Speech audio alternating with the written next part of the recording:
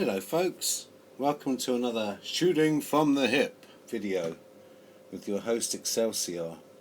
It's Wednesday evening, it's 8:28 PM here in getting dark now, Surrey, and so it's time to raise that godless or God-loving goblet, sit back, relax, and let's just talk for a quarter of an hour about whatever comes into my unusual mind.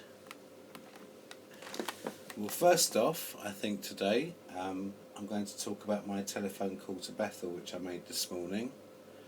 As many of you will know, I've been very upset about the August 2016 study edition of the Watchtower. There's an article entitled "Making Christian Marriage a Success," and within that article there was some really terrible, awful advice for women and men suffering from domestic violence. Absolutely terrible. And so I phoned them up and I spoke to them. And did it do any good? Have I changed their opinion? Absolutely not. These men work in the service department. They're about as likely to change their spots as a leopard. I'm not saying it's impossible, but it's very unlikely. So why did I do it? Well, first off, I did it to make myself feel better. I was very, very upset about that article. I think it was disgusting, and if I hadn't have said anything, it would have niggled at me, it would have upset me, and I wouldn't have been able to let it go. So that is why I decided to telephone. But also I decided to telephone, and this is the more important reason, because of the shocking prevalence of domestic violence within the Jehovah's Witnesses. I mean, since posting that video this morning, I've had some really harrowing accounts from women in our community telling us about some terrible, terrible things that them, and in some circumstances their children, had to go through. And all with this advice exactly as it was, as it is. Nothing has changed. We're talking about women being abused back in the 80s and early 90s, isn't it? And the advice was exactly the same as it is now. If it's extreme, then you can separate. I strongly urge all of you to read the comments under that video, because if you're not moved by those accounts, then where's your heart? You know, and yet if these men at the service department read those accounts, would they be moved? I don't think they would be. I think that their consciences have been so maladjusted and taken over that they see bad as good. They justify everything. I never want to be that kind of person, okay? I make mistakes. I can be a complete arsehole. Have been in the past, I'm sure will be in the future. But I would never try and defend the indefensible like these jerks do. Never. Couldn't bring myself to do it. So I hope that some good comes from that video, and it's just shocking the way that women and children are treated in this cult. Is absolutely disgusting. And then to see that wider society has still got so many problems, particularly with domestic abuse. Police forces not using the latest legislation that is available to them. People in society still not really viewing it as what it is. I mean, let's put it this way. If someone goes up to someone in the high street, punches them in the stomach really hard, we'd call that assault. We'd be calling the cops, wouldn't we? But that happens in homes up and down the country and around the world every day. We don't get to witness it a lot of the time. And a lot of these sick bastards are also using psychological abuse, codependency, all these things, funnily enough, that cults use. Isn't that interesting? So methinks that there is a loop going on here. Men who particularly like domineering over people, and particularly women and children, are attracted to this religion because guess what? That's how they want you to be. And children raised in this cult are given these ridiculously delineated roles, male and female. And women are not viewed as human beings. They're not viewed as individuals. It's disgusting. So there's this reinforcement of this violence against women and against children. And it's got to stop. How do we stop it? Well, one person isn't going to stop this. One little video on YouTube isn't going to stop this. I'll leave that with you to think about. How do we stop this going forward? How do we stop these women and children having to suffer these disgusting episodes of abuse that go on for year after year after year? No one deserves to live like that, folks. They just don't. So think about how we can stop that. We can all at least assure ourselves and our spouses and our partners and our friends that we will not use these tactics against them. We can decide that we will never do those things.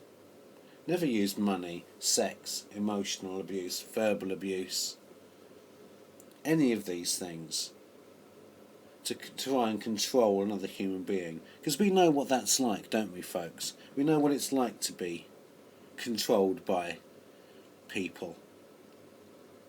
And universally it is hated and abhorred.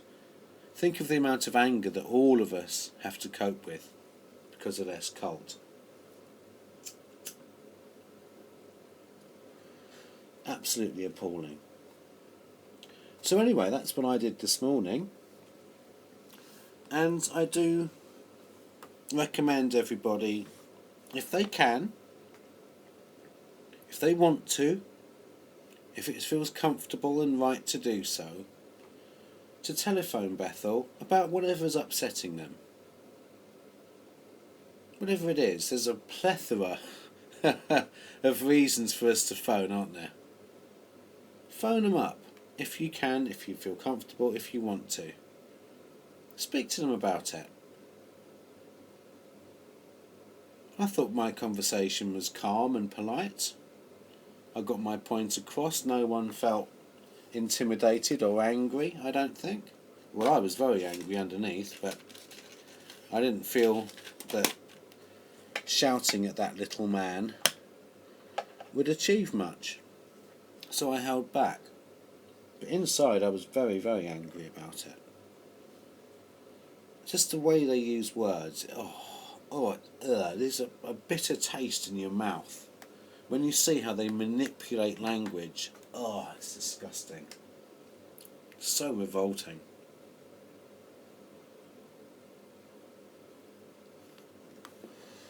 So what else have I been doing today? Well, I was writing my script for the beginning of the end of the Kittens of Doom today, which I hope you have enjoyed. I've just uploaded that. That was fun to make. There's a huge error in it. I've just noticed as I was watching it back, because I've got a pause button and I got confused whether it was recording or not. So you see my lovely hands and you can see exactly why I have a long and lucrative career as a hand model. Perfectly clear to you now, isn't it? You thought I was joking. My hands are beautiful, so you got to see them for free. See that as a real bonus for you. Or perhaps they are the hands of some godlike creature that is manipulating events. Aha! Didn't think of that, did ya? Maybe it's deliberate that my hands are in view. Maybe it is. Maybe it isn't. It's a conundrum, a mystery for you to solve.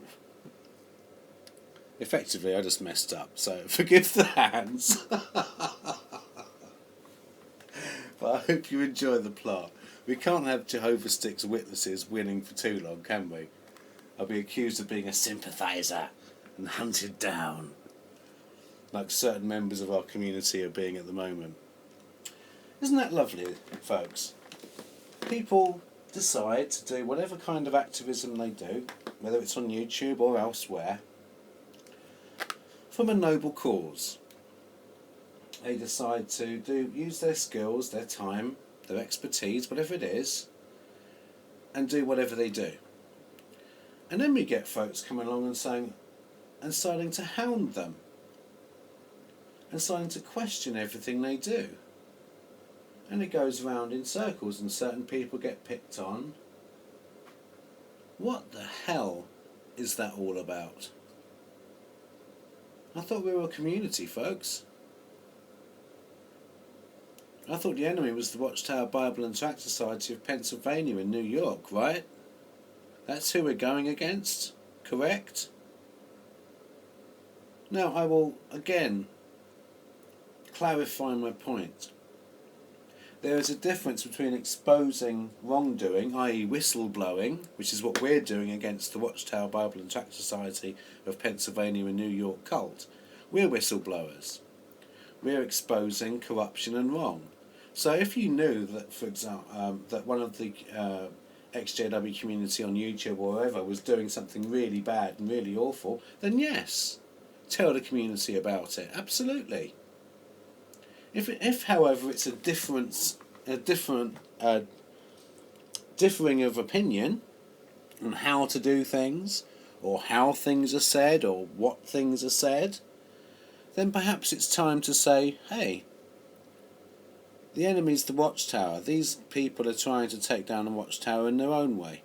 Maybe I don't agree with it. Maybe I don't like it, for whatever reason. But perhaps this time, because they're not doing anything evil or wrong or corrupt or criminal, let's just leave them be. I won't waste my time going after people who are attempting to help other people who've been destroyed or almost destroyed by a cult in many cases. Get a grip, folks. Whoever's doing this, get a grip. The enemy is the Watchtower cult, right? If there's things going wrong, expose them. That's fine. That's all I've got to say on that. I think it's bonkers myself. But that's just me. It's just my opinion. You don't have to agree with me. Isn't that wonderful, folks? Isn't that amazing and clean? That we can just disagree. I think it's wonderful. I like people having different opinions to me. I think it's great. Makes life interesting. And I learn things. And maybe I evolve a little bit and become a better person because of it. It's a win-win situation.